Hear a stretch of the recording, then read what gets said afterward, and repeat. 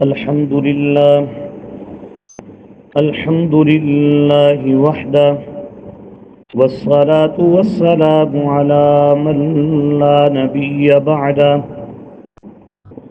ونشهد أن لا إله إلا الله وحده لا شريك له، ونشهد أن سيدنا ومولانا محمدا عبده ورسوله. أما بعد فأعوذ بالله من الشيطان الرجيم. بسم الله الرحمن الرحيم.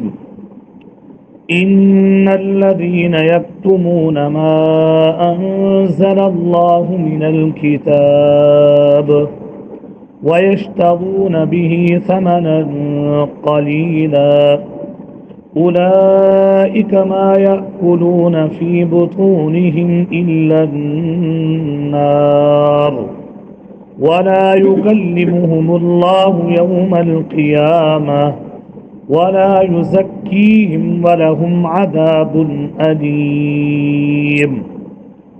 أولئك الذين اشتروا الضلالة بالهدى والعذاب بالمغفرة فما أصبرهم على النار. ذلك بأن الله نزل الكتاب بالحق وإن الذين اختلفوا في الكتاب لفي شقاق بعيد. صدق الله العظيم. اللهم صل على سيدنا محمد وعلى آل سيدنا محمد وبارك وسلم تسليما كثيرا كثيرا. آیت نمبر 174، 175 اور 176 سورہ بقرہ. سب سے پہلے ان آیات کا ماقبل سبق کے ساتھ ربط.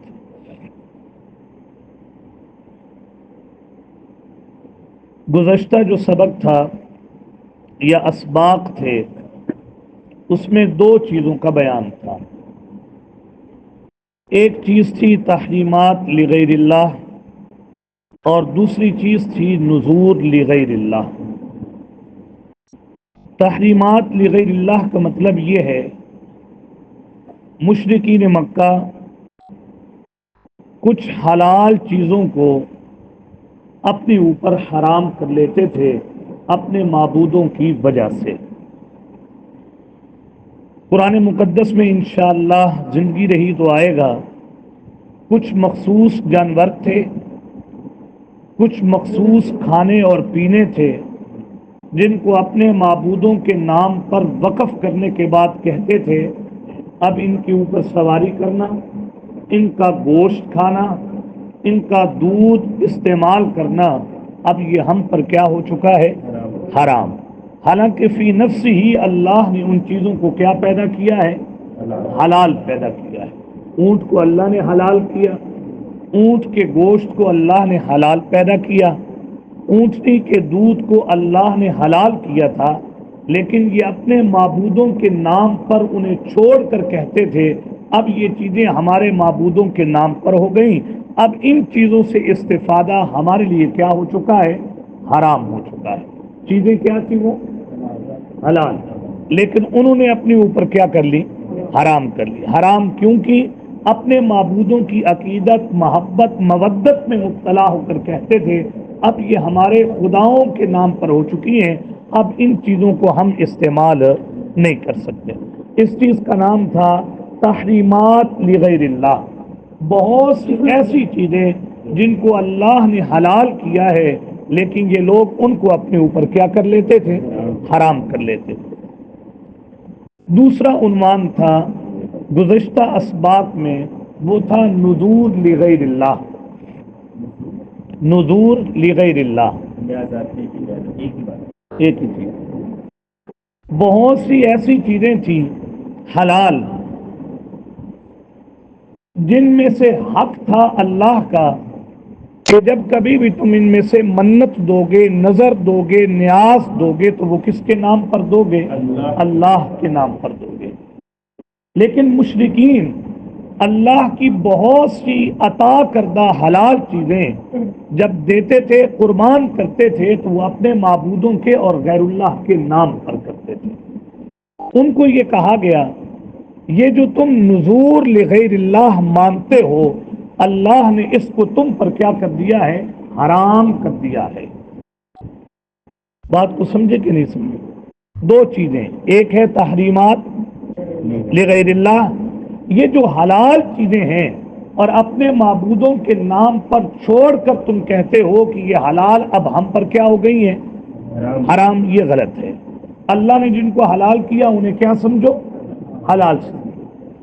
زندگی رہی سورہ مائدہ میں نام آئیں گے جانوروں کے، صائبہ، وسیلہ، حام، یہ وہ جانور تھے جو اپنے معبودوں کے نام پر چھوڑ کر کہتے تھے اب نہ ان کی پیٹھ پر بیٹھنا ہے، نہ ان کا گوشت کھانا ہے، نہ ان کا دودھ استعمال کرنا ہے، ہر قسم کا استفادہ اب ہم پر کیا ہو چکا ہے؟ حرام ہو چکا ہے۔ دوسرا عنوان کیا تھا؟ نظر لغیر اللہ، نیازات لغیر اللہ۔ اللہ نے جو حلال چیزیں دی ہیں تو پھر اللہ نے حکم دیا ہے ان حلال چیزوں کو میرے نام پر قربان بھی کرو۔ یہ جو میں نے کھیتی دی ہے، کھیتی میں سے میرے نام پر بھی دو۔ یہ جو میں نے تمہیں مال دیا ہے میرے نام پر بھی دو یہ مال۔ اور اللہ نے اگر کسی کو جانور اور مویشی دیے تو کہا کہ میرے نام پر بھی دو تم۔ تو جب یہ چیزیں دینی ہیں تو کس کے نام پر دینی ہے؟ اللہ کے نام پر دینی ہے۔ وہ ان اشیاء کو اپنے معبودوں کے نام پر کرتے تھے تو اس کے بارے میں کہا گیا کہ یہ چیزیں اللہ نے تم پر کیا کر دی ہیں؟ حرام کر دی ہیں۔ تو سابقہ سبق میں کتنے عنوان گزرے؟ دو۔ ایک تھا تحریمات لغیر اللہ، جن چیزوں کو اللہ نے حلال کیا ہے انہیں کبھی بھی اپنے اوپر حرام نہ کرو۔ نمبر دو، ان حلال چیزوں میں سے جب کبھی بھی کوئی چیز دینی ہے تو وہ کس کے نام پر دینی ہے؟ اللہ کے نام پر دینی ہے۔ جیسے حلال کو حرام کرنا ناجائز ہے، ایسے حلال کو غیر اللہ کے نام پر دینا بھی کیا ہے؟ ناجائز اور حرام۔ گزشتہ سبق میں 4 چیزوں کا بیان تھا جو مشرکین میں رائج تھی۔ ان 4 چیزوں میں سے پہلی چیز یہ تھی کہ وہ مردار کو اپنے لیے کیا سمجھتے تھے؟ حلال۔ مردار ہر وہ جانور جس کو ذبح کرنے کی نوبت نہ آئے اور وہ خود بخود کیا ہو جائے؟ مر جائے، مشرکین اس مردار کو بھی کیا سمجھتے تھے؟ حلال۔ نمبر 2، والدم، وہ خون کو بھی کیا سمجھتے تھے؟ حلال۔ ولحم الخنزیر، اور وہ خنزیر کو بھی کیا سمجھتے تھے؟ حلال۔ وما اہل بہ لغیر اللہ، اور جن جانوروں کو اپنے معبودوں کے نام پر حلال کرتے تھے، چھوڑ دیتے تھے، ان کی تشہیر کر دیتے تھے، انہیں بھی اپنے اوپر کیا سمجھتے تھے؟ حلال۔ اللہ نے ان 4 چیزوں کے بارے میں کہا جن کو تم حلال سمجھ رہے ہو، اللہ نے ان چیزوں کو انما حرم علیکم، اللہ نے ان چیزوں کو تم پر کیا کیا ہے؟ حرام۔ اب مردار بھی کیا ہے؟ حرام۔ خون بھی کیا ہے؟ حرام۔ لحم الخنزیر بھی کیا ہے؟ حرام۔ وما اہل بہ لغیر اللہ، ہر وہ چیز جس کو دیتے وقت غیر اللہ کا نام لیا جائے، اگرچہ وہ چیز حلال بھی ہو، غیر اللہ کے نام پر دینے کی وجہ سے وہ چیز کیا ہو چکی ہے؟ حرام ہو چکی ہے۔ یہ تھا گزشتہ سبق کا بیان۔ اب دیکھیے اس کا رب۔ میں نے اس لیے بار بار اس چیز کو ذکر کیا ہے کہ ہمارے کچھ ساتھی پہلی بار کلاس میں آئے ہیں تاکہ پتہ چلے کہ ہم کیا مضمون پڑھ رہے ہیں۔ اللہ کریم آپ کا آنا اپنی بارگاہ میں قبول و منظور فرمائے، اور اپنی اس کتاب کے ساتھ جو وابستگی، جو انتہا درجے کی ضرورت ہے، اللہ مرتے دم تک ہم سب کو یہ وابستگی اپنے فضل سے نصیب فرما دے۔ تو ہم آپ کو خوش آمدید بھی کہتے ہیں کلاس میں۔ اللہ کریم آپ کا آنا اور آپ کے آنے کی بدولت اللہ ہمیں بھی مزید اپنی کتاب کی طرف رغبت اپنے فضل سے نصیب فرما دے۔ کتنے قسم کا شرک پایا جاتا تھا ان میں جو پرانے ساتھی ہیں؟ دو قسم کا. ایک یہ کہ وہ شرک فی دعا کرتے تھے، جب وہ دعا مانگتے تھے اللہ سے، یہ نہیں کہ اللہ سے دعا نہیں مانگتے تھے، اللہ سے بھی دعا مانگتے تھے اور اپنے معبودوں سے بھی کیا مانگتے تھے؟ دعا مانگتے تھے. انہیں روکا گیا اور کہا گیا سورہ بقرہ میں یا ایھا الناس اعبدوا ربکم، اے لوگوں اگر پکارنا ہے اپنی حاجات اور اپنے مصائب اور پریشانیوں میں تو فقط کس کو پکارنا ہے؟ اللہ کو پکارنا ہے. یہ شرک فی دعا کی نفی تھی. دوسرا شرک ان میں پایا جاتا تھا کہ وہ شرک فعلی کرتے تھے. بہت سے ایسے کام جو شرک کے زمرے میں آتے تھے، ان آیات میں ان کی تردید کرتے ہوئے کہا یہ شرک ہے، یہ کام کرنا کیا کر دو؟ چھوڑ دو. وہ یہ تھا شرک فعلی کہ وہ تین چیزوں کو اللہ کے نام پر بھی دیتے تھے اور اپنے معبودوں کے نام پر بھی دیتے تھے. پہلی چیز کیا تھی؟ ہاں، ان کے نام پر کیا دیتے تھے؟ اپنے مویشیوں میں سے دیتے تھے. نمبر دو، اپنے مالوں میں سے دیتے تھے. ہاں جی. نمبر تین، اپنی کھیتیوں میں سے دیتے تھے. اللہ نے ایک آیت پیچھے ذکر کی ہے وَإِلَٰهُكُمْ إِلَٰهٌ وَاحِدٌ، تمہارا الہ صرف ایک الہ ہے. اب جب الہ ایک ہے تو جب ان تینوں چیزوں میں سے دینا ہے تو صرف اس ایک الہ کے نام پر ہی دینا ہے. اس کی دلیل کیا ہے؟ جو نئے ساتھی آئے ہیں، میں یہ ساری کوشش ان کے لیے کر رہا ہوں. آیت نمبر 164 پہ ہم پڑھ چکے ہیں. اس میں اللہ نے تینوں چیزوں کو بیان کیا ہے. ان فی خلق السماوات والارض واختلاف اللیل والنہار والفلک التی، اس آیت میں اللہ نے کئی دلائل دے کر 7 دلیلیں دی ہیں. ایک آیت میں کتنی دلیلیں ہیں؟ 7. اور اس ایک آیت میں 3 چیزوں کا بیان ہے. مویشی دینے والا بھی کون ہے؟ اللہ ہے. اور تمہیں مال دینے والا بھی کون ہے؟ اللہ ہے. اور تمہیں کھیتیاں دینے والا بھی کون ہے؟ اللہ ہے. جب یہ تینوں چیزیں عطا کرنے والا اللہ ہے تو جس کے نام پر دو گے اس کا مستحق بھی صرف کون ہے؟ اللہ ہے. بس یہ گزشتہ سبق تھا. اب آج کے سبق پہ آئیے. ان الذین یکتمون ما انزل اللہ، شرک فی دعا سے بھی روکا گیا اور شرک فعلی سے بھی کیا کیا گیا ہے؟ روکا گیا. ان الذین یکتمون ما انزل اللہ من الکتاب ویشترون به ثمنا قلیلا. بڑی عجیب آیت ہے. اس میں مذمت ہے ان لوگوں کی جن کو حق بات معلوم ہو جائے اور حق بات معلوم ہونے کے بعد حق بات پر پردے ڈال دیں اور حق کو چھپا دیں. ہم نے ان چیزوں کو حرام کیا ہے، ہم نے ان شرکوں سے تمہیں کیا کیا ہے؟ روکا ہے. لیکن کچھ لوگ ایسے ہیں جو ان شرکوں کے واضح ہونے کے باوجود اور یہ چیزوں کی حرمت واضح ہونے کے باوجود بھی لوگوں تک نہیں پہنچاتے، اس پر کتمان کرتے ہیں. کتمان کرنے والوں کے لیے اس آیت میں کیا بیان کی جا رہی ہے؟ مذمت ہے اور ان کے لیے زجر ہے، ان کو ڈانٹا جا رہا ہے. یہ جو لفظ کتمان ہے اس کا معنی ہے حق بات آپ کو پتہ چلی اور آپ کو حق معلوم ہو بھی گیا کہ یہ حق ہے، آپ نے پھر اس حق کے اوپر کیا ڈال دیا؟ پردہ ڈال دیا. یہ آیت تیسری بار سورہ بقرہ میں آ رہی ہے. مذمت آ رہی ہے کہ جب حق بات پتہ چل جائے تو پھر اس کو چھپاؤ نہیں. پہلی بار یہ آیت یہود علماء کے بارے میں آئی کہ جنہوں نے نبی اکرم صلی اللہ علیہ وسلم کی نبوت کے جو دلائل تورات میں موجود تھے انہوں نے ان دلائل کو کیا کر دیا؟ چھپا دیا.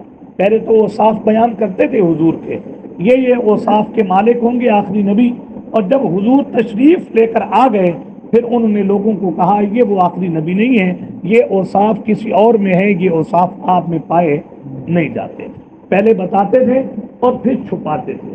تو اللہ پروردگار عالم نے فرمایا اے یہود ولا تلبسوا الحق بالباطل وتکتمون الحق وانتم تعلمون. جب حق بات قرآن و حدیث سے تمہیں ایک بات پتہ چل جائے تو پھر اس حق کو تم چھپاؤ نہیں. حق کو چھپانے والا انسان ہمیشہ ہدایت سے کیا رہتا ہے؟ دور اور محروم رہتا ہے. دوسری بار یہ آیت قریب ہی گزر چکی ہے. ان الذین یکتمون ما انزلنا من البینات والہدی.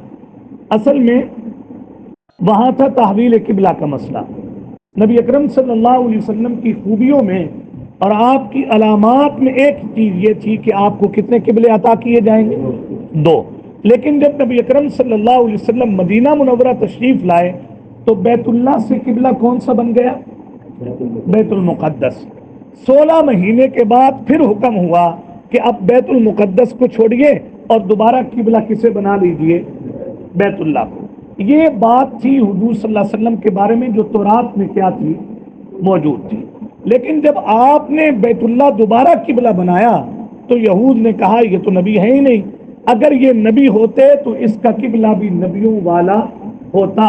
سارے نبیوں کا قبلہ بیت المقدس رہا اور انہوں نے جو ہے وہ اپنا قبلہ بنا لیا بیت اللہ. اس پر انہوں نے شور مچایا. اللہ پروردگار عالم نے فرمایا تم جھوٹ بولتے ہو. یہی بات حضور کے بارے میں تمہاری کتاب میں لکھی ہوئی ہے کہ اس نبی کے پاس کتنے قبلے ہوں گے؟ 2 قبلے. اب تم کہتے ہو کہ یہ بیت المقدس ہے. یہ لکھا ہے نا کہ آخری نبی اولاً منہ کدھر کریں گے؟ اولاً کدھر منہ کریں گے؟ بیت اللہ. پھر دوبارہ منہ کدھر کریں گے؟ بیت المقدس. پھر تمہاری کتاب میں لکھا ہے نا آخری نبی کی نشانی یہ ہوگی کہ وہ 16-17 مہینے کے بعد وہ پھر بیت المقدس سے منہ کدھر کرے گا؟ بیت اللہ کی طرف. اب تم اس ایشو کو لے کر حق کو چھپا رہے ہو. جانتے ہو کہ حق چھپانے کی سزا کیا ہے؟ اولئک الذین لعنہم اللہ. اللہ ایسے لوگوں پر لعنت کرتا ہے جو حق بات کو کیا کر لیتے ہیں؟ چھپا لیتے ہیں. اور صرف اللہ نہیں, وہاں پر لفظ پڑے تھے وَيَلْعَنُهُمُ اللَّاعِنُونَ. جتنی بھی مخلوق اس کائنات میں رہتی ہے جس کا احاطہ تم کر نہیں سکتے ہو, ہر مخلوق اس بندے پر لعنت کرتی ہے جو حق بات کو کیا کر لیتا ہے؟ چھپا لیتا ہے. اب یہ تیسری بار پھر آیت آ گئی ان الذین یکتمون ما انزل اللہ من الکتاب. جن لوگوں کو ہم نے کتاب دی, یہاں کتاب سے مراد عام ہے, آپ آگے چل کر دیکھیں گے قرآن مقدس بھی ہے, اس سے مراد تورات بھی ہے, اس سے مراد زبور بھی ہے, اس سے مراد انجیل بھی ہے. ہر کتاب. ہم نے کسی کو بھی کوئی کتاب دی اور انہوں نے اس کتاب کی حق بات کو کیا کر دیا؟ چھپا دیا. چھپایا کیوں؟ وجہ کیا تھی؟ وَيَشْتَرُونَ بِهِ ثَمَنًا قَلِيلًا. ان نے دنیا کے حقیر مفاد کے لیے حق بات کو چھپا دیا. بڑا سخت سبق ہے آج کا. حق بات معلوم ہو گئی, کتاب کی بات, قرآن کی بات, اور پھر اس حق بات کو کیا کر دیا؟ چھپا دیا. اور چھپانے کی غرض کیا تھی؟ وَيَشْتَرُونَ بِهِ ثَمَنًا قَلِيلًا, تاکہ اس کے ذریعے دنیا کے حقیر مفاد کو کیا کر سکے؟ حاصل کر سکے. پہلے تو ان آیات کا ربط ایک بار پھر سنیے دوسرے انداز میں. پہلے جتنا بھی کتمان کے بارے میں گزرا ہے وہ کتمان تھا اعتقاد کے بارے میں. وہ کتمان تھا کس کے بارے میں؟ جو حق اعتقاد اور نظریے دیے گئے, انہوں نے حق اعتقاد کو چھپا لیا. اور اب ہے کتمان حلال اور حرام کے بارے میں. ذرا سمجھیے گا بات کو. عقیدے کا کتمان بھی حرام ہے اور حلال اور حرام کا کتمان کرنا یہ بھی حرام ہے. بات سمجھیں کہ نہیں؟ میں پھر کہتا ہوں بہت سی چیزیں ایسی ہیں ہماری شریعت میں بھی جن کو اللہ نے کیا کر دیا ہے؟ حرام. احکامات ایسے ہیں اور بہت سے احکامات ایسے ہیں جن کو اللہ نے حلال کیا ہے. اور ایک ہے نظریہ اعتقاد. تو اعتقاد اور نظریے کے اندر بھی حق بات کو چھپانا حرام ہے. اور ایسے مسائل جن کو اللہ نے احکامات, جن کو اللہ نے حلال اور حرام کیا ہے, ان کے اندر کتمان کرنا بھی بندے پر کیا ہے؟ حرام ہے. اب دیکھیے ذرا, اور یہ کرتا کیوں ہے بندہ؟ وَيَشْتَرُونَ بِهِ ثَمَنًا قَلِيلًا. کتاب چھپائی ہے, تم نے چھوٹا جرم نہیں کیا. یہ چھوٹا جرم نہیں ہے. قرآن کی حق بات پتہ چل جائے اور تم حق بیان نہ کرو اور تم حق کا اظہار نہ کرو اور اس کے پیچھے مقاصدوں دنیاوی وَيَشْتَرُونَ بِهِ ثَمَنًا قَلِيلًا, اگر تم یہ کر رہے ہو اس کی سزا تو اگلے جملے میں آ رہی ہے. پہلے یہ دیکھیں وَيَشْتَرُونَ بِهِ ثَمَنًا قَلِيلًا. اللہ اکبر. کتاب میں حق بات ہے اور تم نے اس حق کو چھپایا ہے، اور کس کی وجہ سے؟ وَيَشْتَرُونَ بِهِ ثَمَنًا قَلِيلًا. علماء نے لکھا ہے کہ ثمن قلیل کیوں کہا ہے؟ ایک بندے کو حق بات کے اظہار نہ کرنے پر ساری دنیا بھی اگر مل جائے نا، وہ آخرت کی نعمتوں کے مقابلے میں ثمن قلیلا، وہ تھوڑا ہی ثمن ہے. اللہ کتمان کیا ہے اس نے.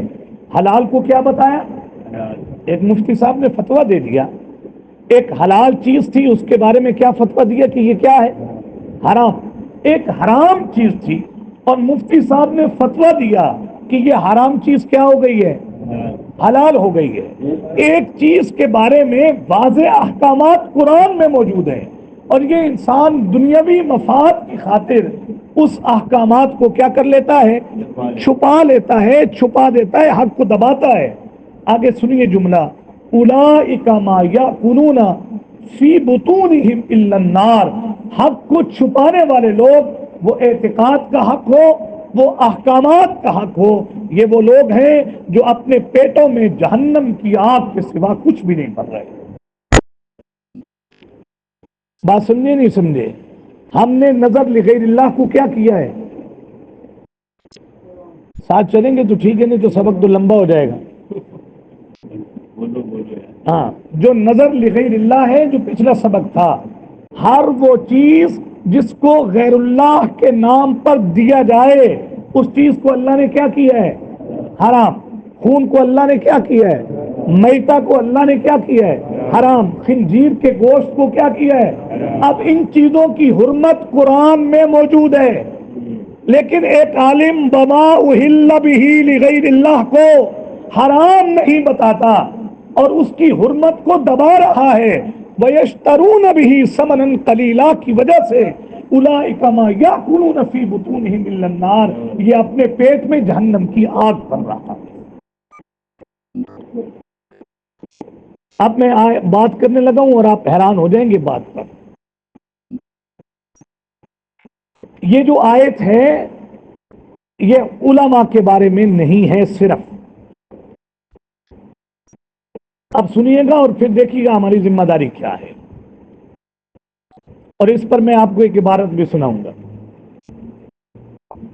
اللہ نے قرآن کی ایک آیت کا بھی علم اگر انسان کو دیا اور اس ایک آیت کے اندر حق بات موجود تھی، اس بندے نے قرآن کی اس حق بات کی تبلیغ نہ کی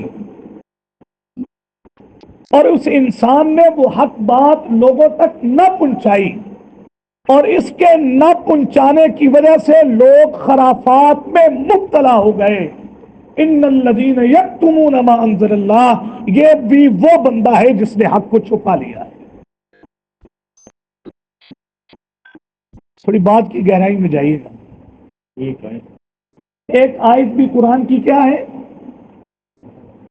پتہ چل گئی نا. قرآن کی ایک آیت تو جانتے ہو تم، ایک آیت سیکھی ہے تم نے، اور تمہارے حق نہ کہنے کی وجہ سے، تمہاری وہ آیت بیان نہ کرنے کی وجہ سے، تمہاری وہ قرآن کی تبلیغ نہ کرنے کی وجہ سے اگر لوگ توہم پرستی میں مبتلا ہوئے، اور اگر لوگ باطل نظریات کے حامل بنے اور لوگوں نے اللہ کے حلال کو حرام جاننا شروع کیا اور حرام کو حلال سمجھنا شروع کیا، تم سارے بھی یہی کر رہے ہو. اولئک ما یاکلون فی بطونہم الا النار. یہ بڑی سخت آیت ہے. عبارت دیجیے ذرا مجھے.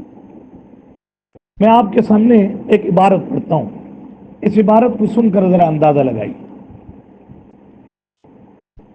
یہ آج میں مطالعہ کر رہا تھا تو یہ عبارت میرے سامنے آئی. اب سنیے ذرا. مولانا سندھی رحمہ اللہ فرماتے ہیں کہ قرآن کریم کا علم ہونے کے باوجود دوسرے لوگوں تک نہ پہنچانا ایسا ہے جیسے کسی جنگل بیاباں میں پانی کا چشمہ یا کنواں ہو اور کوئی شخص اس پر زبردستی قابض ہو جائے.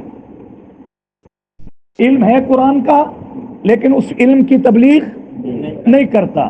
اس کی مثال ایسے ہے کہ کہیں کنواں ہے جنگل میں اور لوگوں کو ضرورت بھی ہے پانی کی، لوگ طالب ہیں پانی کے، لیکن ایک بندہ اس کنویں پر کیا ہو جاتا ہے؟ زبردستی قابض ہو جاتا ہے۔ لوگ پیاس بجھانے کے لیے چشمے پر جاتے ہیں، تو ایسی صورت میں کتنا بڑا مجرم سمجھا جائے گا وہ آدمی جو لوگوں کو پانی نہیں دیتا۔ اب سنیے، اسی طرح قرآن پاک کا عالم اگر دوسرے لوگوں کی آبیاری نہیں کرتا وہ بھی اسی طرح غاصب ہے، وہ بھی اسی طرح کیا ہے؟ جیسے پانی نہ دینے والا مجرم ہے، ایسے قرآنی علوم لوگوں تک نہ پہنچانے والا بھی کیا ہے؟ بڑی سخت بات ہے، یہ بڑی سخت بات ہے۔ یہ نہیں ہے کہ اس قرآن کلاس میں بیٹھنا ہے یا مولانا صاحب نے پڑھ لیا سیکھ لیا۔ اب یہ ذمہ داری ہے کہ بھائی یہاں پر سیکھنا ہے، اس کتاب کا مبلغ بننا ہے، تب ہی اس معاشرے سے تباہم پرستی اور غلط نظریات ختم ہوں گے۔ میری بات کو آپ سمجھ رہے ہیں کہ نہیں؟ اللہ نے قرآن میں کئی چیزوں کو کیا کیا ہے؟ حلال، اور کئی چیزوں کو کیا کیا ہے؟ اور اللہ نے کئی قسم کے شرک سے کیا کیا ہے؟ منع کیا نا۔ یہ ساری چیزیں اللہ نے کس میں بیان کی ہیں؟ قرآن میں۔ اب عوام تک جب قرآن کی آواز نہیں جاتی تو عوام حلال کو حرام جانتی ہے نہیں جانتی؟ بھائی میں نے پچھلے سبق میں عرض کر دیا تھا کہ یہ ساری چیزیں مشرکین مکہ میں خاص نہیں ہیں، یہ ساری چیزیں ہم میں پائی جاتی ہیں۔ نہیں سمجھے آپ بات؟ یہ ساری چیزیں ہم میں بھی کیا کی جاتی ہیں؟ تو یہ کیوں پائی جا رہی ہیں؟ یہ جہالت کیوں عام ہوتی جا رہی ہے؟ اس کے پیچھے ایک سبب یہ ہے کہ جو صاحب علم تھے اور قرآن جانتے تھے انہوں نے کتمان عن الحق کیا ہے، انہوں نے قرآن کی یہ صدا لوگوں تک نہیں پہنچائی۔ صرف بچوں کا پیٹ پالنا ہم پر ضروری نہیں ہے، یہ ذمہ داری نہیں ہے۔ اپنے گھر کو دیکھنا صرف یہ ذمہ داری نہیں ہے جی۔ اور یہ بھی مت کہیے یہ ممبر والوں کا کام ہے، یہ مسجد والوں کا کام ہے، یہ یہاں پر مدرسے بنا کر بیٹھنے والوں کا کام ہے، نہیں، ایسی بات نہیں ہے۔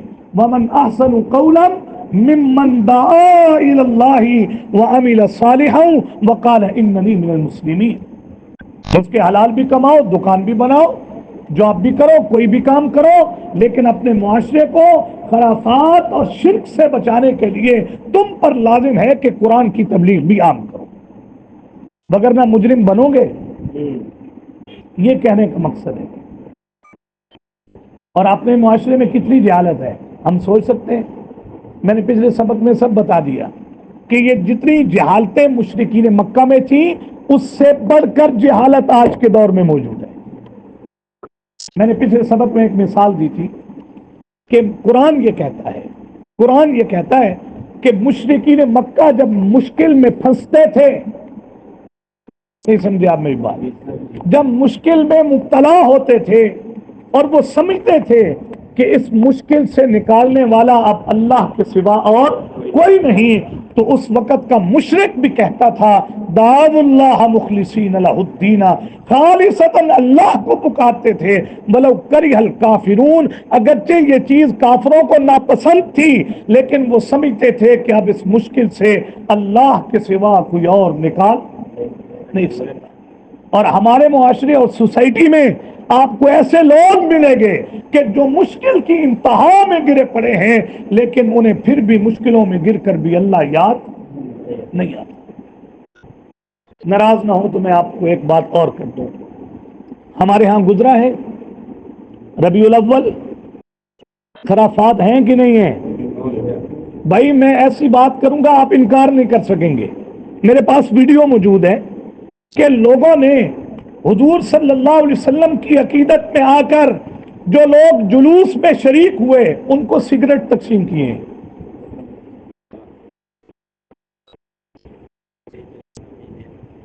کیا کیا ہے؟ تو تم اس نشے کو عام کر رہے ہو اور حضور کے نام پر دے رہے ہو تم کہ جس چیز کو اللہ نے کیا کیا ہے۔ آپ نے دیکھا ہے، آپ ہم سے زیادہ سوشل میڈیا کو جانتے ہیں، پری بنا کر ایک علاقے میں عورت کو پری بنا کر وہ جلوس میں لوگوں کے سامنے لایا گیا. کیا یہ چیز شریعت میں جائز ہے؟ تو بھائی مرد و عورت کا اختلاط ہو کسی جگہ پر، آپ کے بڑے شہروں کی شارعیں بھری پڑی تھی جہاں مرد و عورت کا اختلاط تھا، وہ لوگ بھی اس چیز کو دیکھنے گئے جنہوں نے عشاء اور مغرب کی نماز نہیں پڑھی. بنانے والے بے نمازی، دیکھنے والے بے نمازی، اور یہ استقبال ہو رہا ہے نبی اکرم صلی اللہ علیہ وسلم کا.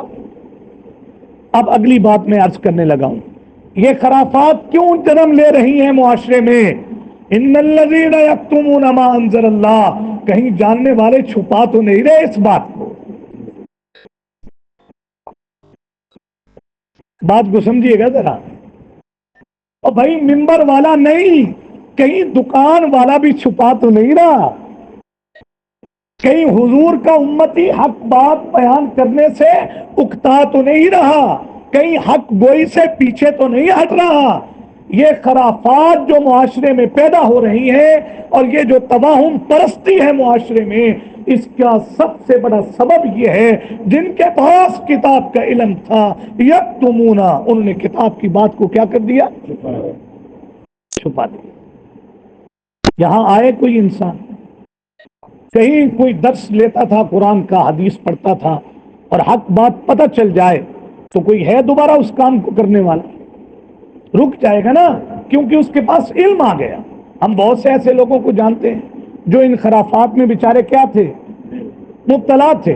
وہ یہ سارے شرک کرتے تھے جن کا سبقوں میں پہلے سبقوں میں گزر گیا، لیکن وہ کسی عالم سے جڑے، وہ کسی حق پرست سے جڑ گئے، علم آیا جب قرآن کا تو وہ لوگ اس جہالت سے کیا ہو گئے؟ نکل گئے. لیکن جب قرآن کی آواز ہی نہیں لگانی اور قرآن کی صدا ہی نہیں لگانی اور غاصب بن کر اس کنویں پر قابض بن کر بیٹھ گئے تو پھر تو خرافات معاشرے میں جنم لیں گی کہ نہیں؟ اس بات کو میں جتنا کھولوں اتنا کم ہے، لیکن میرا خیال ہے کہ آپ اس بنیادی بات کو سمجھ گئے. ایک بات تو یہ بھی سمجھ گئے کہ یہ ہر عالم کا کام مولوی کا کام نہیں ہے. جہاں ایک عالم کی ذمہ داری ہے وہاں قرآن کی ایک آیت جاننے والا بھی ذمہ دار ہے. آپ یہ جو آیت پچھلے سبق میں پڑھی ہے، انما حرم علیکم، بولیں گے تو پھر کام آسان ہوگا. ہاں ہاں، جب تک یہ خطیبوں والا سٹائل نہیں ہوگا میرا خیال ہے آپ لوگ بھی نہیں بولیں گے. ہاں، اور مجھے اچھا گمان ہے کہ آپ تھکن کی وجہ سے جواب نہیں دے رہے، اس بات کی پریشانی میں مبتلا ہو گئے کہ ہم پر ذمہ داری کیا ہے اور ہم کیا کر رہے ہیں. اور یہ اگر پریشانی نہ لگی تو کچھ بھی نہیں ہو. تو یہ ذمہ داری ایک عالم کی بھی ہے، عام آدمی کی بھی ہے. ان الذین یکتمون ما انزل اللہ. اب سنیے، وہ لوگ جنہوں نے حق بات چھپا دی اور حق بات بھی جو کتاب میں ہم نے اتاری ہے. یار کتنا بڑا جگرا ہے اس بندے کا جو قرآن کی حق بات کو چھپاتا ہے.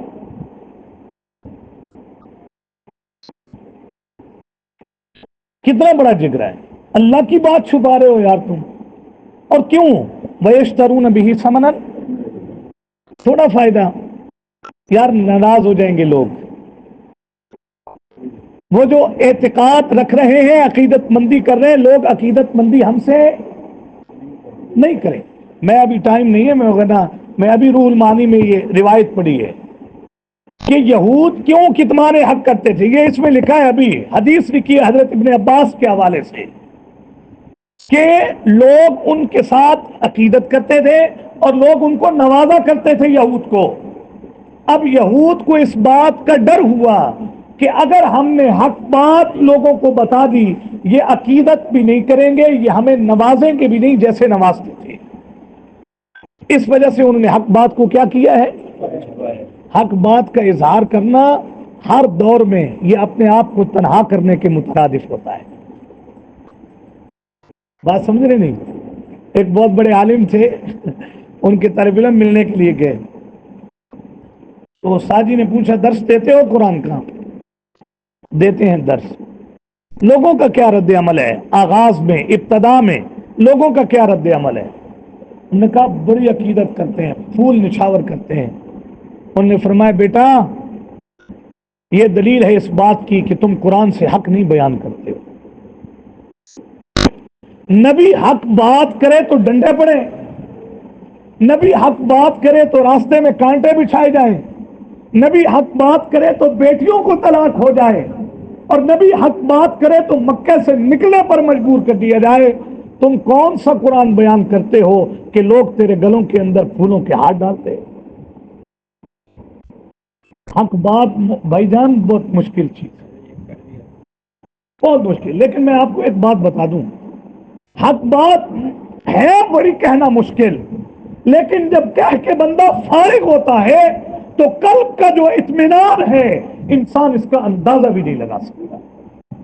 دنیا کی کوئی چیز آپ کو اتنا سکون نہیں دے گی جتنا حق گوئی آپ کو سکون دے گی۔ اور اگر آپ نے حق چھپایا ہے اور باطل پرستی کی وجہ سے اور سب نے قلیل کی وجہ سے اگر تم نے حق چھپایا ہے، یہ حق چھپانا مولی صاحب تمہیں اتنا بے چین کر دے گا کہ مرتے دم تک تمہیں کبھی بھی سکون نہیں آئے۔ بہرحال آگے دیکھیے، امید ہے آپ اس سے اندازہ لگا چکے ہوں گے کہ ہماری ذمہ داری کیا ہے، اور اپنے اس معاشرے سے خرافات کو، بدعات کو، رسومات کو اور بد اعتقادی کو ختم کرنے کے لیے قرآن کو عام کرنا ہر بندے پر کیا ہے؟ ضروری۔ اولئک ما یاکلون فی بطونہم الا النار، یہ وہی لوگ ہیں جو اپنے پیٹوں میں جہنم کی کیا بھر رہے ہیں؟ ابھی تو حرام کھانا بڑا اچھا لگ رہا ہے۔ وما اہل بہ لغیر اللہ، کھانے والوں ابھی جملے کو سوچئے، بڑی بات ہے۔ ابھی تو میرا ٹائم بھی باقی ہے، ابھی تو پورا گھنٹہ بھی نہیں ہوا اور آپ لوگ ابھی سے مرجا گئے۔ مرجائے نہیں ہیں، مجھے بھی پتا ہے کہ آپ ٹینشن میں لگ گئے ہیں۔ وما اہل بہ لغیر اللہ کو کھانے والا، ما یاکلون فی بطونہم الا النار، اپنے پیٹ میں کیا ڈال رہا ہے؟ نار۔ ولا یکلمہم اللہ یوم القیامۃ ولا یزکیہم، یہاں پر جو بات لکھی ہے نا مولانا مودودی نے، کسی نے نہیں لکھی، بڑے کمال۔ ولا یکلمہم اللہ یوم القیامۃ ولا یزکیہم، کئی جاہل لوگوں کا، کئی لوگوں کے بارے میں نظریہ تھا اس دور میں بھی اور آج بھی۔ لفظ کیا لکھا ہے، بڑی کمال اردو ہے ان کی، ان کے دامن گرفتہ بن جاؤ، ان کا دامن پکڑ لو نیک لوگوں کا، اور نیک لوگوں کا دامن پکڑنے کی وجہ سے ہوگا یہ کہ تم قیامت کے دن بخشے جاؤ گے۔ ہے کہ نہیں ایسی چیز؟ بھائی نماز، ہم نے خود ایک بندے کو کہا بھائی نماز پڑھو، وہ کہنا ہے اسی منافقہ کی طرح مسیتی جا کے نماز نہیں پڑھتے ہیں جی، ساڈا تے فلانے نال ناتا ہے، سانو ان منافقوں کی طرح نماز پڑھنے کی ضرورت نہیں۔ یہ بہت بڑا نظریہ ہے لوگوں میں اس چیز کا کہ ہمارا فلاں سے تعلق ہے، ہمیں تو کچھ کرنے کی ضرورت نہیں، ہم تو سیدھے کہاں پہ جائیں گے؟ جنت میں۔ یہ اس دور میں بھی تھا اور یہ آج کے دور میں بھی۔ ہم تبلیغ میں گئے سندھ میں، بڑا ہی اچھا لڑکا تھا، بڑا ہی اچھا لڑکا تھا، ہم نہ جانے کہاں ہوگا، اس بار ہی اس وقت ہی ہماری ملاقات ہوئی اس سے، تو وہ مل گیا ہمارے ساتھ، مانوس ہو گیا، اللہ نے اسے بڑی سمجھ دے دی، بڑا مانوس اور بڑی اس نے نصرت کی۔ میں نے اس سے پوچھا کہ یہاں کے لوگ نماز کیوں نہیں پڑھتے؟ پیر پیگاڑے کا علاقہ تھا یہ، اور وہیں پہ قریب دربار بھی تھا اس کا، وہ جو ان کی وہ درگاہ ہے، تو میں نے کہا نماز کیوں نہیں پڑھتے؟ اس بندے کے یہ الفاظ تھے کہ ہمیں یہاں پر یہ کہا گیا کہ تم سال میں اتنی گائے دے دو، تم سال میں اتنی بکریاں دے دو، یہ جانے اور خدا جانے تمہیں کس چیز پر کوئی گرفت نہیں ہوگی، یہ پل صراط سے ہاتھ پکڑ کر تمہیں گزار دیں گے۔ یہ میں جھوٹ نہیں بول رہا، میں وضو سے ہوں، میرے سامنے اللہ کا قرآن ہے۔ یہ نہیں کہ یہ جہالت مشرکین مکہ میں تھی، یہ جہالت آج اپنے عروج پر اس دور میں بھی ہے۔ آپ ذرا مولانا مودودی کی بات سنیے گا، کیا کمال بات کی ہے۔ وَلَا يُكَلِّمُهُمُ اللَّهُ يَوْمَ الْقِيَامَةِ، اور جن پر تم تکیے لگا کر بیٹھے ہو، ان کی حیثیت تو یہ ہے کہ اللہ قیامت کے دن ان کو منہ بھی نہیں لگائے گا۔ یہ لفظ ہے، جن غلط لوگوں پر تم تکیے لگا کے بیٹھے ہو، ان کو تو خود اللہ بھی قیامت کے دن منہ، تمہاری کیا سفارش کریں گے یہ؟ وَلَا يُزَكِّيهِمْ، اللہ انہیں گناہوں سے پاک ہی نہیں کرے گا، یہ تمہارے گناہ بخشوا کر کیسے جنت میں لے جائیں گے۔ بہرحال ولا یکلمہم اللہ یوم القیامہ، ایک سوال سمجھ لیجیے کہ یہاں مجرموں سے اللہ تو سوال کریں گے، اور یہاں آ رہا ہے کہ اللہ کلام بھی نہیں کریں گے، مانا یہ کہ محبت کا کلام نہیں ہوگا۔ کئی لوگوں سے تو محبت کے کلام ہوں گے، وہاں پر ہوں گے نا خوش نصیب۔ ہاں، وہ جو کٹے حضور کے شاگرد، وہ جو صحابہ نے اپنے بدن کے ٹکڑے کروائے، تو وہ کرنے سے پہلے یہی دعا کر کے جاتے تھے نا میدان میں، اللہ میرے جسم کے ٹکڑے اس لیے ہوں کہ جب کل قیامت کے دن میں تیرے سامنے کھڑا ہوں تو مجھ سے پوچھے تیرا ہاتھ کیوں کٹا، تیری زبان کیوں کٹی، تیری آنکھیں کیوں نکالی گئی، تیرے بدن کے ٹکڑے کیوں کیے گئے، تو میں تیرے سامنے کھڑا ہو کرتا ہوں اللہ یہ صرف تیری ذات کے لیے ہوا ہے۔ تو ہر بندے سے اللہ یہ نہیں کہ کلام نہیں کرے گا، کئیوں سے تو اللہ محبت بھری باتیں کرے گا۔ وَلَهُمْ عَذَابٌ عَلِيمٌ، ان کے لیے کیا ہے؟ دردناک عذاب ہے۔ اولئک الذین اشتروا الضلالۃ بالہدی، ذرا جلدی کر دیتے ہیں سبق ختم تاکہ نئے لوگوں کی وجہ سے پرانوں کی بھی جان چھوٹ جائے۔ ہاں جی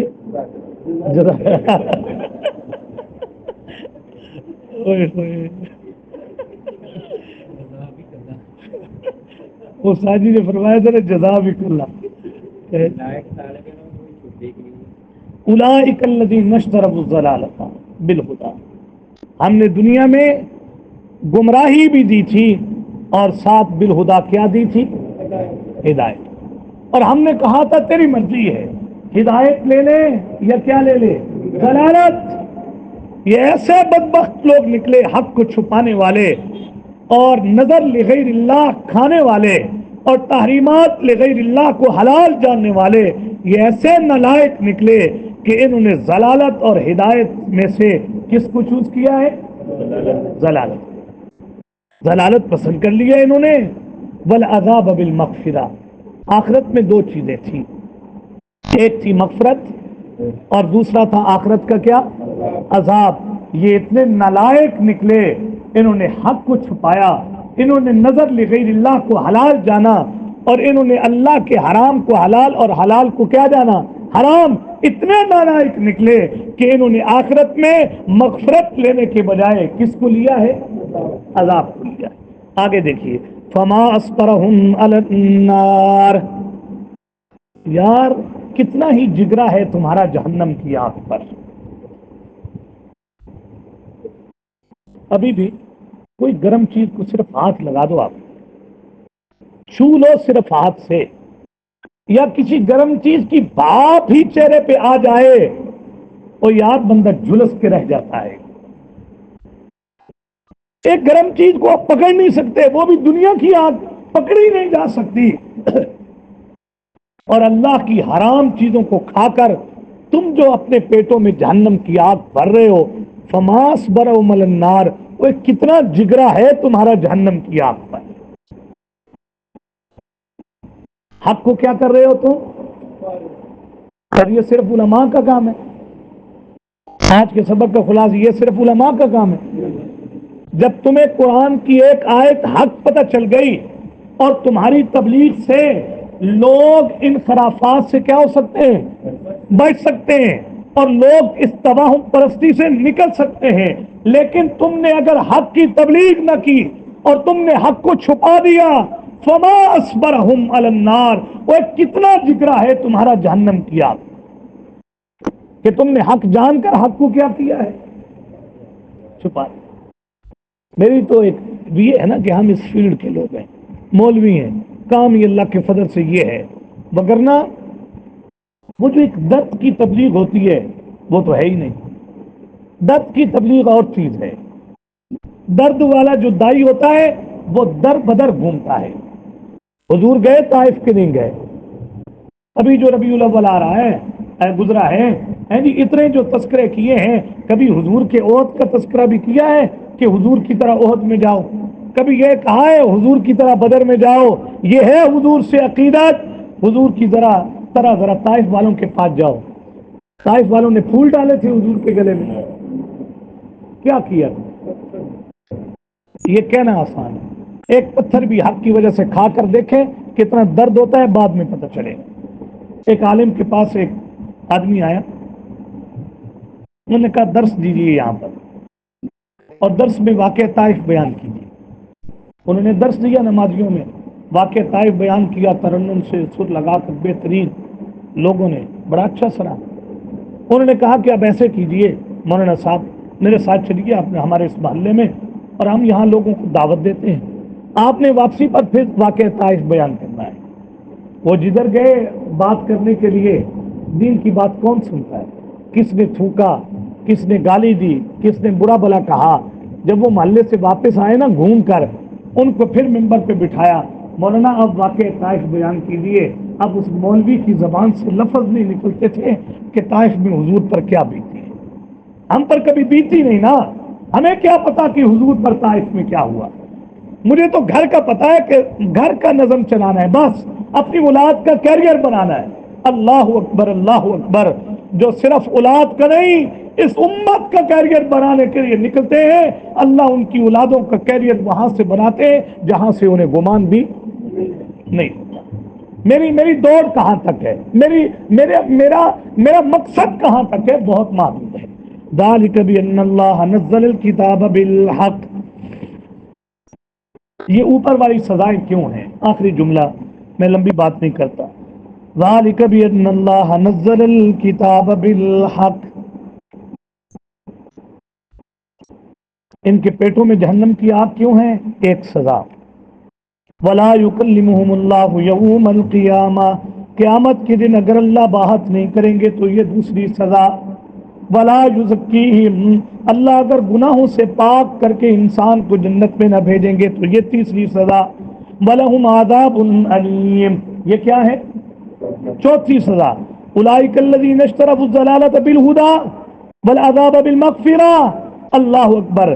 دنیا میں ضلالت بھی اللہ کی سزا ہے، اور آخرت میں عذاب بھی اللہ کی کیا ہے؟ یہ 6 سزائیں کیوں دیں گے ہم؟ اس لیے کہ بِأَنَّ اللَّهَ نَزَّلَ الْكِتَابَ بِالْحَقِّ. اللہ نے تو کتاب کو اتارا تھا اظہار حق کے لیے. اللہ نے کتاب اتاری تھی کس کے لیے؟ میں آخری بات کرتا ہوں جو روح المعانی والوں نے لکھی ہے. یہ 6 سزائیں اس بندے کو ملیں گی کہ جن پر کتاب قرآن اللہ نے اظہار حق کے لیے نازل کی. وَإِنَّ الَّذِينَ اخْتَلَفُوا فِي الْكِتَابِ. ان نے تو کتاب میں اختلاف ڈال دیا. ہم نے کتاب دی تھی کہ اس کے ذریعے حق کو کیا کرو؟ واضح کرو، پہچانو حق کو. انہوں نے اس کتاب ہی میں کیا ڈال دیا؟ اختلاف. لفی شقاق بعید. یہ دور کی ضد اور گمراہی میں چلے گئے.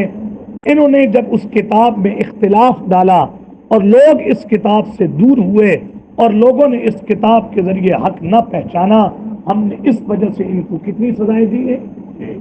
6 سزائیں. آخری جملہ سن لیجیے جو روح المعانی والوں نے لکھا. اللہ نے کتاب اتاری حق کے لیے، انہوں نے اس کتاب میں اختلاف کیا. اس کا مطلب بس سن لیجیے، ایک مطلب، کئی مطلب ہے، ایک مطلب سن لیجیے.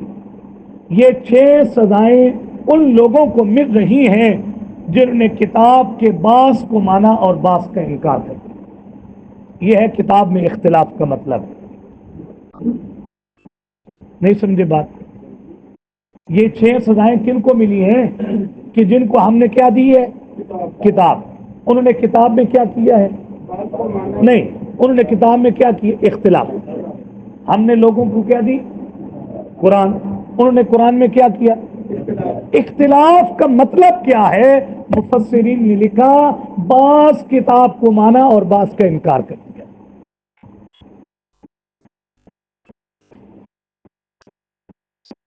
نماز کیوں پڑھ رہے ہو؟ قرآن میں کہا گیا. یہ مہندی، یہ رسم ہے جی، یہ بارات، یہ کیوں کر رہے ہو؟ کیا کرے مولانا صاحب، برادری بھی تو رکھ دیں گے. نماز میں آپ نے قرآن کو مانا، دوسرے جگہ پر آپ نے قرآن کا کیا کر دیا؟ انکار کر دیا.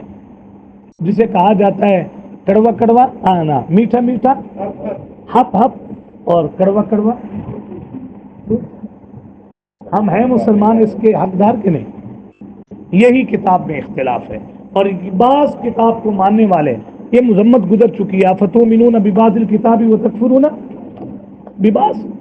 جو قومیں بعض کتاب کو مانے اور بعض کا انکار کریں، جانتے ہو دنیا میں سزا کیا ہے؟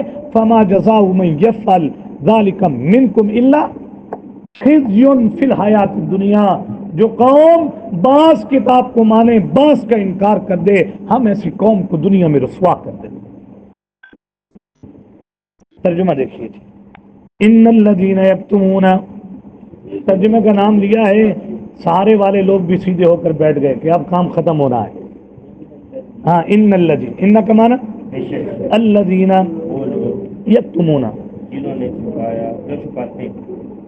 اپنے اوپر قیاس کرنا ہے، لوگوں کو نہیں دیکھنا کہیں میں اس کیٹیگری میں تو نہیں آ رہا. ان الذین یکتمون، یہ ضروری نہیں ہوتا کہ کسی کو برائی سے روکنے کے لیے سیدھی جو ہے نا وہ کوئی پتھر اس کے ماتھے میں مارو، حکمت کے ساتھ دعوت دو اسے، لیکن دعوت دو تو صحیح نا. ان الذین یکتمون ما انزل اللہ، اس کو جو اتارا ہے اللہ نے، من الکتابی، کتاب سے. اب ایک طرف لوگ اس کی تردید کر رہے ہیں، یہ جو رسومات ہیں، اور دوسری طرف اسی قرآن کی آیتیں نکال کر لوگ ان رسومات کو ثابت کریں. وَيَشْتَرُونَ، کتمان کا سبب کیا ہے؟ وہ خریدتے ہیں بھی، اس کے ذریعے، ثمناً قلیلا، تھوڑا فائدہ، تھوڑا سمن. اولئک ما یاکلون، نہیں کھا رہے، فی بطونہم، اپنے پیٹوں میں، الا النار، مگر آگ. نہیں ڈال رہے اپنے پیٹوں میں مگر آگ. اس کے کئی مطلب ہیں، بس کافی ہے. ولا یکلمہم اللہ، نہیں کلام کرے گا ان سے اللہ، یوم القیامہ، قیامت کے دن. ولا یزکیہم، اور نہ ہی اللہ ان کو پاک کرے گا. یہاں بھی لگائیے نا، یہ رکشوں کے پیچھے تصویر لگی تھی، اب کچھ عرصے سے مر گئی ہے وہ سرکار، وہ جو بالکل ننگی رہتی تھی، پتہ نہیں اس کو کیا بولتے تھے، اور جس نے ادھر پہنا ہوتا تھا نا، نانگے شاہ، ہے نا، بالکل بالکل شرمگاہیں چھپی تھی، باقی پورا بدن ننگا تھا، اور کبھی نہ گزو بال ادھر ادھر اور ادھر سے ادھر اور پتہ نہیں کیا سے کیا. اور لوگ تکیے لگا کر بیٹھے ہیں کہ قیامت کے دن ہمیں یہ کیا کریں گے. ان سے تو اللہ کلام بھی نہیں کرے گا. نبی نے تو کہہ دیا کہ گھٹنوں سے اوپر اور ناف سے نیچے اگر بدن نظر آ جائے، یوں ہی سمجھو کہ تم حرام میں ہو، تم ننگے پھر رہے ہو، تمہاری نماز کی. ننگے بدن میں جب نماز نہیں ہے تو ننگے بدن والا بزرگ ہو سکتا ہے؟ نماز جب نبی کو معاف نہیں ہے تو نماز نہ پڑھنے والا بزرگ ہو سکتا ہے؟ ناپاک رہنے کی اجازت ایک عام بندے کو نہیں، تو کیا خیال ہے ایک ولی ناپاک رہ سکتا ہے؟ ہم نے یہ دیکھی ہے، یہ چیزیں سندھ میں لوگوں نے اپنے کپڑوں کو گرے لگائی ہوتی ہیں، گرے لگاتے ہیں. یہ گرے لگانے کا کیا مطلب ہے؟ وہ کہتے ہیں یہ 8 گروں کا مطلب یہ ہے 8 بار غسل فرض ہوا ہے، ایک ہی بار کر کے سارا ختم کرنا. وَلَهُمْ عَذَابٌ أَلِيمٌ، اور ان کے لیے أُولَئِكَ الَّذِينَ اشْتَرَبُوا، جنہوں نے ترجیح دی ہے، دنیا میں، الضلالۃ، گمراہی کو، بالہدا، ہدایت کے بدلے میں. اگر کوئی آدمی حق بات نہیں کر رہا تو یہ ترجیح دے رہا ہے نا. والعذاب بالمغفرہ، یہی وہ لوگ ہیں جنہوں نے ترجیح دی ہے عذاب کو، بالمغفرتی، مغفرت کے بدلے میں. فما اصبرہم، بس کتنا ہی صبر ہے ان کا، علی النار، آگ پر. ذالک، یہ ساری سزائیں اس لیے ہیں، بأن اللہ، بے شک اللہ نے، نزل الکتاب، اتاری ہے کتاب، بالحق کی، کس کے لیے؟ اظہار حق کے لیے. اللہ نے کتاب اتاری ہے تاکہ حق کو کیا کرو، اس کے ذریعے ظاہر کرو. وَإِنَّ الَّذِينَ، اور بے شک وہ لوگ اختلافو جنہوں نے اختلاف کیا فی الکتابی کتاب میں لفی شقاق بعید وہ دور کی بدبختی میں مبتلا ہے، وہ دور کی ضد اور عناد میں کیا ہے مبتلا ہے۔ اللہ کریم کے یہ سنی بات پر عمل پیرا ہونے کی توفیق عنایت فرما دیں۔ آج کی ساری بات کا خلاصہ یہ ہے کہ یہ جو معاشرے میں تحریمات لغیر اللہ ہیں اور یہ جو نذور لغیر اللہ ہیں اور یہ جو معاشرے میں خرافات ہیں اور توہم پرستی ہے، اس کی ایک بڑی وجہ یہ ہے کہ جن کے پاس کتاب کا علم ہے یہ لوگوں تک اس علم کو پہنچاتے نہیں ہیں۔ حق کو چھپانے والے اور اس علم کی تبلیغ کر کے اپنے معاشرے سے یہ چیزیں نہ ختم کرنے والے لوگ ایسے ہیں جیسے اپنے پیٹوں میں کیا بھر رہے ہیں۔ یہ اتنا بڑا مجرم ہے، اللہ ان سے کلام بھی نہیں کریں گے، اللہ ان کے گناہوں کو پاک بھی نہیں کریں گے، ان کے لیے دردناک عذاب بھی ہوگا۔ یہ در حقیقت حق کو چھپانے والا بندہ وہ ہے جس نے ضلالت کو ہدایت پر کیا دی ہے، ترجیح دی، جس نے عذاب کو مغفرت پر کیا دی ہے، ترجیح دی ہے۔ ہم نے کتاب نازل کی تھی کس کے لیے؟ اظہار حق کے لیے۔ چاہیے یہ تھا کہ یہ کتاب کے ذریعے حق کو بیان کرتے، لیکن انہوں نے کتاب میں اختلاف کیا، یعنی بعض کو مانا اور بعض کا کیا کر دیا، انکار۔